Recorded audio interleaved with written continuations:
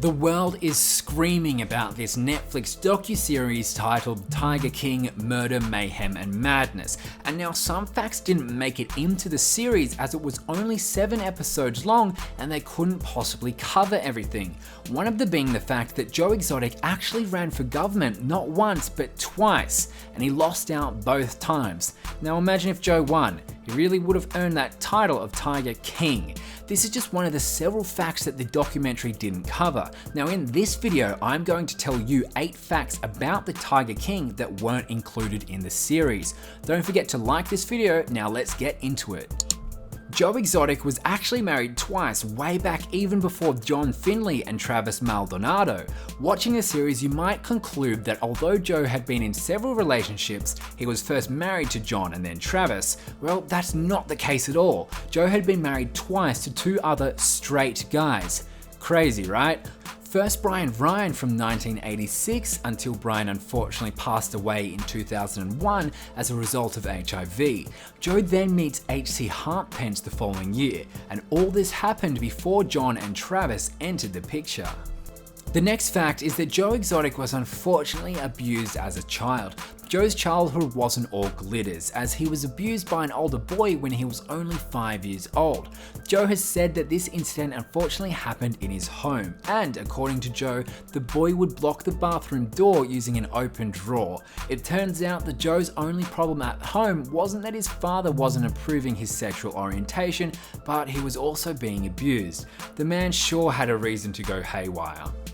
You know through the docu-series that Joe was on the other side of the law, and that saw him being sentenced to 22 years in prison, convicted for murder for hire and animal abuse. Well, the Tiger King was formerly busy chasing criminals. Yeah, Joe Exotic was once a police sheriff of Eastfield, Texas Police Department back in 1985. This is a huge deal that wasn't actually mentioned in the series, and also the fact that the town had a population of about 500 people that he was the sheriff of. Another crazy fact that was left out was that Joe Exotic actually became close to becoming a real governor. In 2018, Joe ran for governor of Oklahoma and came out in 3rd place in the Libertarian primary with 664 votes. Like, imagine that. And Joe wanted to become the next Donald Trump, running for president back in 2016, receiving 962 votes nationwide.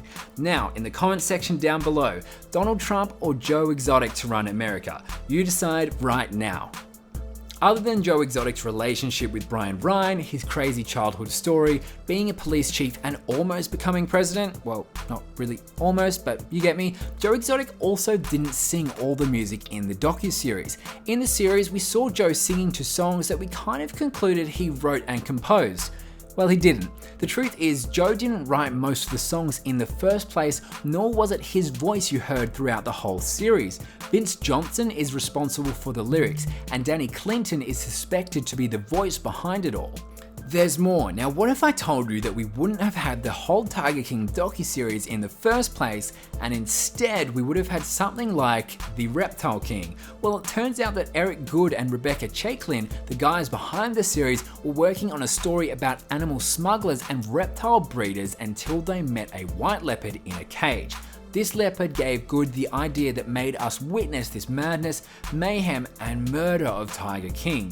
For Eric Goode, people needed to see, and he wanted to understand why people kept big cats in the country.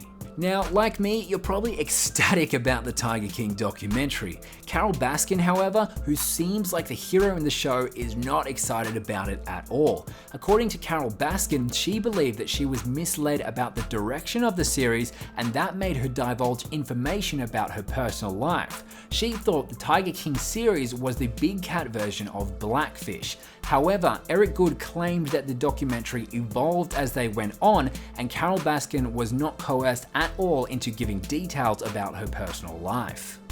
Finally, on the facts, what if I told you that despite the lockdown in several countries as a result of the coronavirus pandemic, Doc Antle Park is still up and running?